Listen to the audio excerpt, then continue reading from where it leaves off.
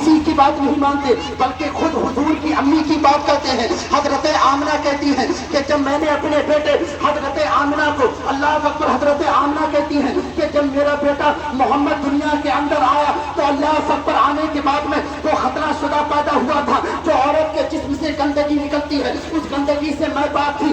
میرا بیٹا جیسے ہی دنیا کے اندر قدم رکھتا ہے، اللہ اکبر، قدم رکھنے کے بعد میں فوراً اپنے سر کو سجدے میں رکھتا ہے اور اپنے ہونٹوں کو ہلانے لگتا ہے۔ حضرت آمنہ کہتی ہیں میں سوچ میں پڑ گئی، اتنا چھوٹا بچہ اپنی زبان سے کیا کہہ رہا ہے، آخرکار کیا بول رہا ہے۔ میں اپنے کانوں کو اپنے بیٹے محمد کے قریب کرتی ہوں اور اپنے کانوں سے میں سننا چاہتی ہوں کہ میرا بیٹا کیا کہنا چاہتا ہے۔ اللہ اکبر، حضرت آمنہ کہتی ہے کہ میں نے جب اپنے کان کو اپنے بیٹے کے منہ کے قریب کیا تو میرا بیٹا کہتا ہے رب حبلی امتی، رب حبلی امتی، اے میرے اللہ میری امت کو میرے حوالے فرما دے، اے میرے اللہ میری امت کو میرے حوالے فرما دے۔ آپ ذرا غور کریں، آپ دیکھیں وہ نبی ہمارا ہے، وہ آقا ہمارا ہے، وہ مالک مختار ہمارا ہے کہ جو دنیا میں آنے کے بعد میں سب سے پہلے کسی کو نہیں پکارتا ہے، اگر پکارتا ہے تو ہم جیسے گناہگاروں کو پکارتا ہے۔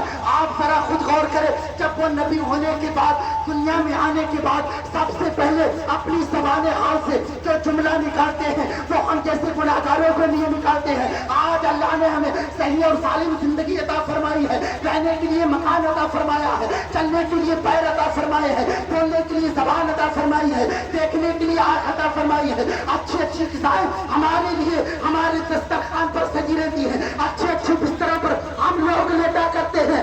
اگر اتنی نعمتیں ملنے کے باوجود بھی اگر حضور کی غلامی کا حق ادا نہ کرے تو آپ بتائیں پھر ہمارا اور آپ کا دنیا میں رہنے کا مقصد کیا ہے؟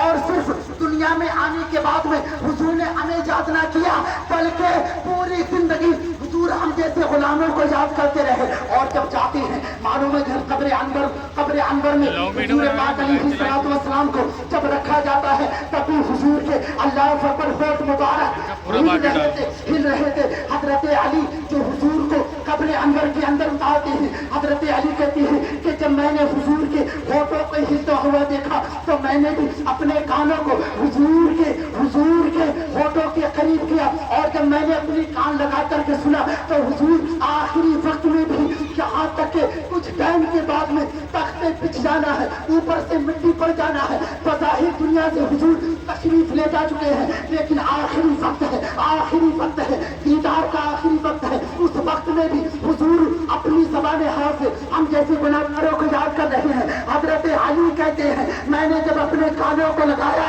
تو حضور اس وقت بھی اپنی زبان سے یہی کہہ رہے تھے رب حبلی امتی، رب حبلی امتی، اے میرے اللہ میری امت کو میرے حوالے فرما دے۔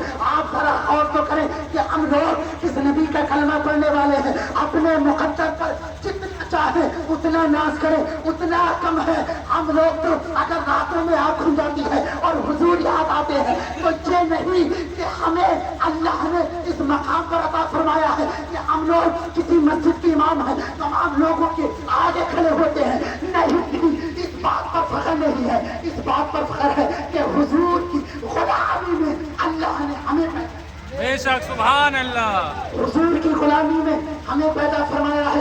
ورنہ دنیا کے اندر بہت سارے انسان موجود ہیں، دنیا کے اندر بہت سارے مذاہب موجود ہیں، ہمارے ہی لوگوں میں بہت سارے ایسے لوگ موجود ہیں اللہ اکبر جو حضور کے بارے میں غلط بیانات دیتے ہیں۔ لیکن آپ کو میں بتاؤں، اب آپ دیکھیں، آپ نے بھی ایک مرتبہ نہیں 1000 مرتبہ اس بات کا جائزہ لیا ہوگا، مرنے والا انسان کبھی بولا نہیں کرتا، مرنے والا انسان بولتا ہے، آواز آ رہی ہے، مرنے والا انسان کبھی بولتا ہے نہیں بولتا، لیکن یہ ہمارے نبی کی شان ہے، قبر میں جانے کے بعد بھی اپنے گناہگار امتیوں کو یاد، بے شک، سبحان اللہ، سبحان اللہ۔ ورنہ دنیا کے اندر کوئی جا کر کے دکھا دے، دنیا کے اندر کوئی انسان مرنے کے بعد میں بولا ہو اور یہ تو نبی ہے پوری کائنات کا، پورے عالم کا مالک و مختار بن کے آیا ہے، بلکہ ان کے غلاموں کے غلام اپنے شہر پیلی بھیت میں چلے جائے، حضور مسعود ملت کو دیکھ لیا جائے،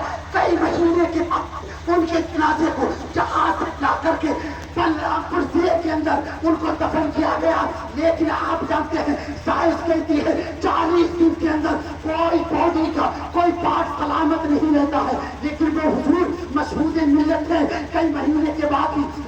کو نکالا گیا اور بلرامپور ضلع میں لے کر کے جایا گیا اور پھر وہاں پر لوگوں کو دیدار کرایا گیا تو حضور کے چہرے پر بچے ہی مسکراہٹ زندہ تھی کہ حضور کے غلاموں کا کمال ہے جب ان کے گدا بھر دیتے ہیں شاہانہ زمانہ کی بولی محتاج کا جب یہ عالم ہے مختار کا کیا ہوگا؟ سبحان اللہ سبحان اللہ. عالم کیا ہوگا کہ ہمارے کسان خاموش ہو گئے سب لوگ یار. اس کے بعد میں اپنی تقریر کو ختم کرتا ہوں ورنہ لمبا کرنے کی ضرورت نہیں تھی اس لیے کہ آج وقت پر ماشاءاللہ جلوس بھی آ چکا ہے کچھ باتیں حضور کے حوالے سے آج تک پہنچائی جائیں اور انشاءاللہ تعالیٰ 25 تاریخ کو اپنے اپنے کانفرنس ایک ایسا ہونے والا ہے اس میں آپ حضور کے حوالے سے بڑے اچھے بات اور بڑی اچھے لیکن میں حضور کی آخری بات آپ تک پہنچا کر کے انشاءاللہ رخصت لیتا ہوں. آپ دیکھیں کعبے کا متولی مکے کا سردار حضور کے دادا کو حضرت عبد المطلب کہا جاتا ہے. کیا کہا جاتا ہے؟ یہ کون ہے؟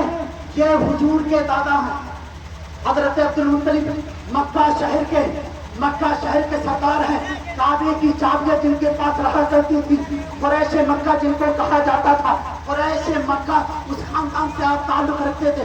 آپ دیکھیں کچھ لوگ حضرت عبد المطلب کے پاس آتے ہیں اور کہتے ہیں اے سردار مکہ آپ ہی ہیں کیا مکے کے سردار کیا قریش خاندان سے آپ ہی تعلق رکھتے ہیں؟ حضرت عبد المطلب کہتے ہیں ہاں مجھے کو سردار عبد المطلب کہا جاتا ہے. وہ لوگ کہتے ہیں اے سردار ذرا یہ بتائیں ہمارے مکے میں یہ کب سے رواج ہو گیا کہ جس کا شوہر انتقال کر جائے جس کا شوہر دنیا سے فوت ہو جائے پھر وہ عورت نہ تو کوئی خوشبو لگا سکتی ہے نہ بنا سنگار کر سکتی ہے. لیکن تمہارے گھر کا حال حالت دیکھا ہے تمہاری بیٹے کی بیوی جس کو حضرت آمنہ کہا جاتا ہے وہ خوشبو لگا رہی ہے اور خوشبو بھی ایسی لگا رہی ہے ایسی خوشبو لگا رہی ہے کہ جس راستے سے گزر جاتی ہے وہ راستہ مہک جاتا ہے جس گلی سے گزر جاتی ہے وہ گلی مہک جایا کرتی ہے. کسی دیوار پر ہاتھ رکھ دیتی ہے وہ دیوار مہک جاتی ہے. کسی کپڑے کو ہاتھ لگا دیتی ہے وہ کپڑا مہک جاتا ہے.